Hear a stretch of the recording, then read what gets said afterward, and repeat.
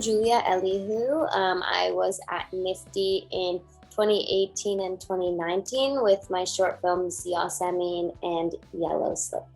My name is Sadie Wang, and I'm a director working in fictional film and documentary. And I was in NIFTY 2019 with my film Lucky Girl. I've been back in Beijing for almost a year and a half now, and I've been mainly working in the documentary field, actually, making documentary shorts that are like based on news events and character short stories and that kind of stuff.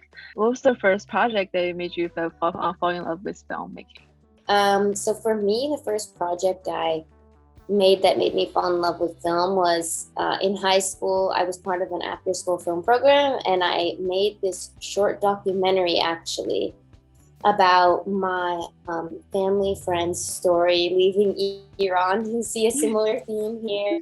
Her name is Lily, and she's a potter, and she just kind of like tells us her story, and she's an amazing storyteller, and that's kind of what catapulted me into film, was being able to tell those kinds of stories. And then from there, I just kept making more stuff, some similar, some different. What about you? I think, to be honest, I didn't really understand filmmaking until I got into college. Like before college, I think most of the films I saw were like mainstream Marvel and like that kind of stuff. I would say like I also made some like short videos during high school or like middle school, but like that kind of project just made me enjoy like being seen in front of like my classmates, right? But like the project that made me fall in love with film would be like later on when I actually made short projects for films in film school, like when I started to learn what filmmaking really is. I'm curious, like you mentioned that the theme of like been working on, like do you think is that that theme is the theme that you want to keep developing or like keep doing your future work? For me, it's like those are the stories I've always heard growing up, and some of them I can relate to, like with the Asami, and like some of those it's kind of a mixture of my mom's experience and my own experience. So I think for me, those films are me kind of writing what I know, but I'm definitely always game to kind of push myself out of my comfort zone and try something different. And do you have like any general themes that you tend to kind of like lean towards? I think that's a question that I struggle a lot. There's only a certain amount of story that you can really relate to yourself, and most people maybe expect you to tell like Asian American stories and like that kind of theme, but I don't relate to Asian American stories because I'm not Asian American. I'm just Chinese and like studying in the States. So I didn't at the time didn't know a story that I could tell in the States, and like and I didn't want to tell the story of myself like living abroad and like that cliche storyline. So I saw that my experience of living with my host family who have adopted children could be like a theme that is both relatable to me because it was my observation of them. Yeah, definitely. Like I think it makes sense that you wanted to go back home to China to kind of like find your inspiration and find stories that like you can connect with. Have you been finding that since you've been home? Like, have you been finding a lot of inspiration? And I went to study abroad when I was like 16 or 15, but I also lived in the States for 6 or 7 years. And so it's really, I couldn't fit into any of those places. Right. And I have this feeling. And when I moved back, I kind of wanted to understand how the people in China really talks, because finding the rhythm of how people talk is really important in filmmaking, right? In Lucky Girl, like some of the Chinese conversations, to me now it sounds like a little like stereotypical, or like it's just the way of people imagine how Chinese people talk, and or imagine how American people talk. So like after Lucky Girl, I've been finding like that I need to really improve on writing realistic lines. So I think making documentary has really helped me to really immerse into real life and like finding how people like talk, the pacing, the rhythm, maybe the feeling of not fitting into either places is also like a theme that I could explore. Yeah. Right. Somewhat relate to that, being that like my family's from Iran, but I've never been there. So I like identify so much with that culture. But, you know, I'm sure if I went to Iran, I would feel out of place. I would feel foreign there for sure. I'm curious of like what your casting process was like. Yasamin was like my first independent short film that I had ever made. So it was like completely outside of any school entity. And it was just a script that I wrote that I gathered a bunch of my friends together to help me make. And we just made in the summer going into my sophomore year of college.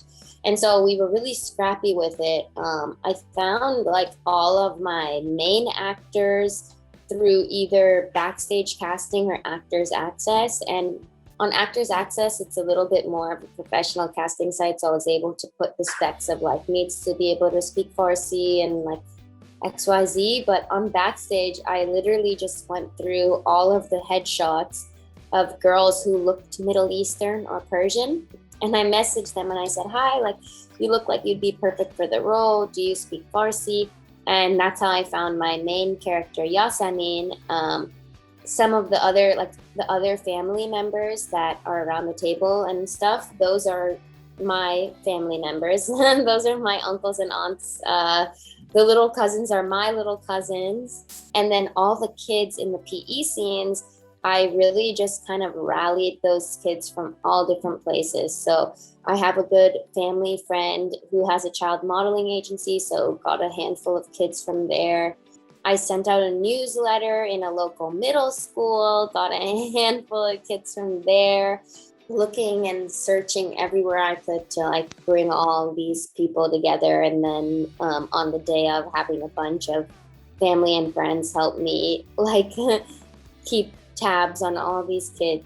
So did the little girl you mean actress had any acting experience before? She loved acting, but she didn't really have much experience at that point.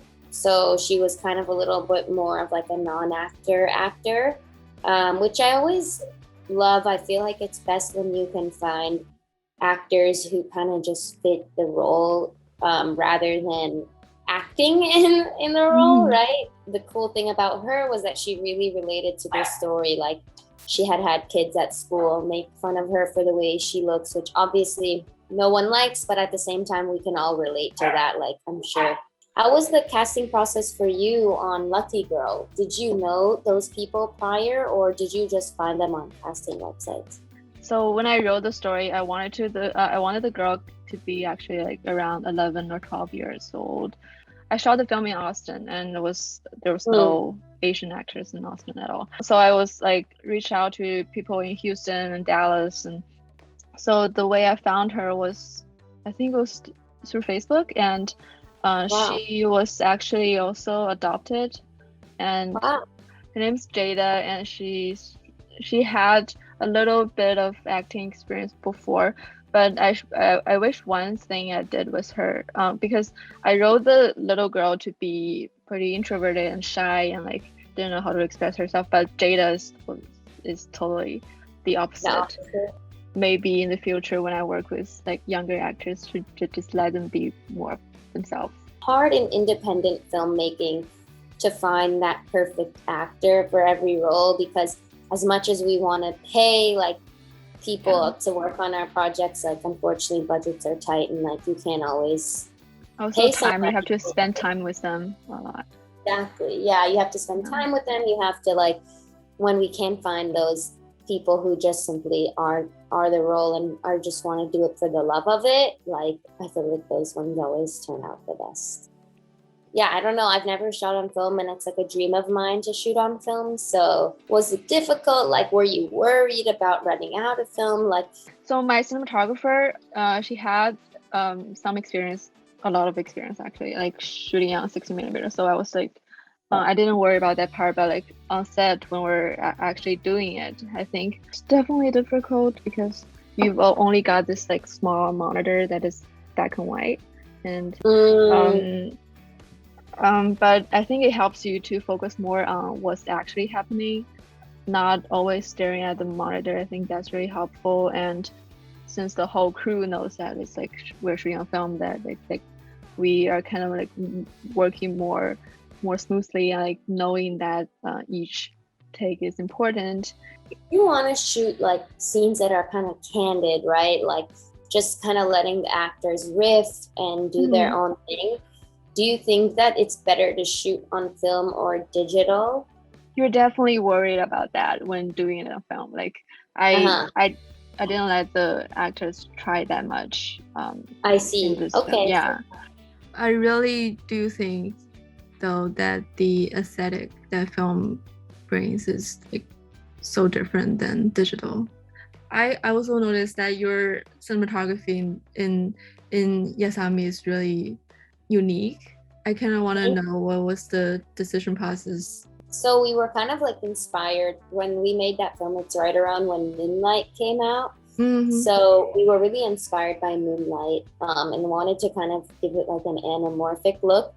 So my good friend Gabe Garano, who was the cinematographer on the movie, had just gotten like the Kowa anamorphic adapter to put on his lens. So we're like, we'll just shoot it like that. And then I love shooting handheld because I just feel like the documentary style of cinematography really lends itself to these types of stories because it's all about, for me, kind of making it feel real.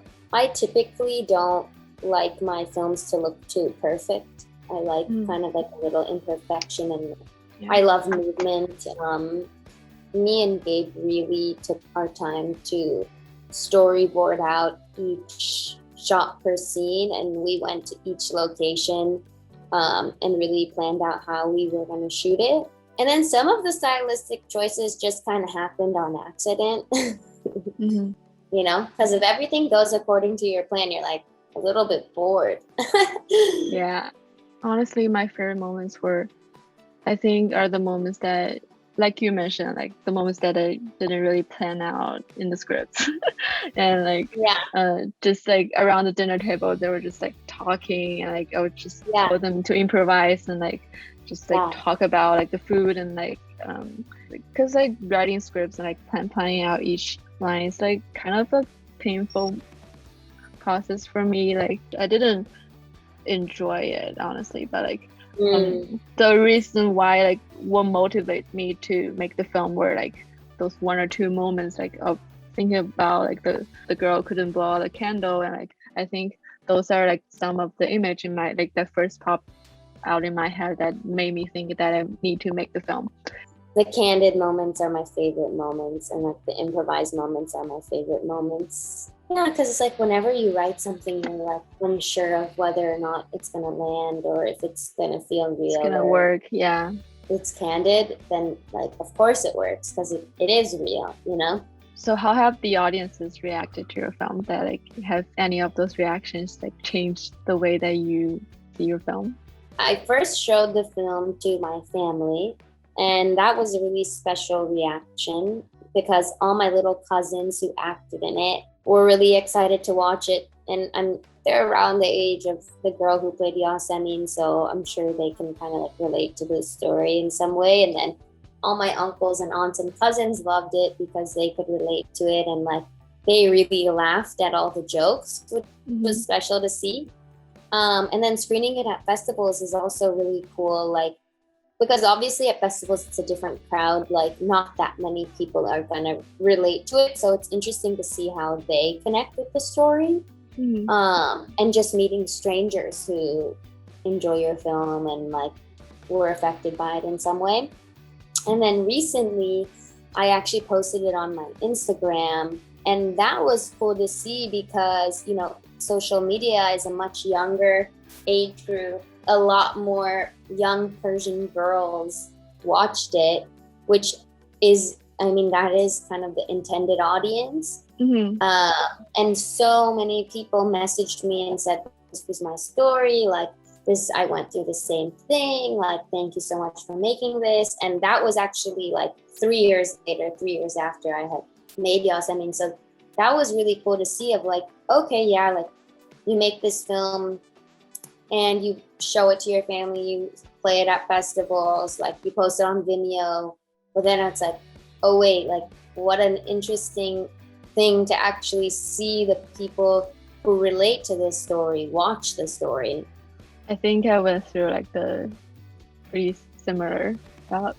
Like so I first showed it to my host family, who inspired me to tell the story, and their reaction, I was a little worried of like seeing their reaction, honestly, because my host mom like thought it was like really touching to see her daughter's stories being shown, and like her struggle of like trying to help them to know their culture.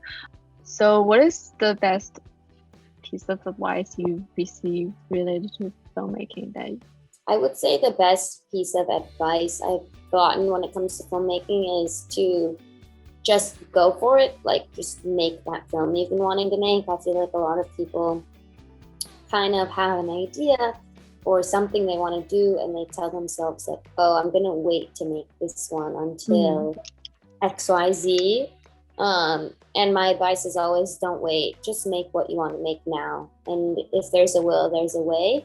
Don't get caught up in money or resources. Like, find a way to make your film, and you know, it'll be great. And if it's not what you wanted it to be, like, you'll learn something from it, and nobody's stopping you from trying again.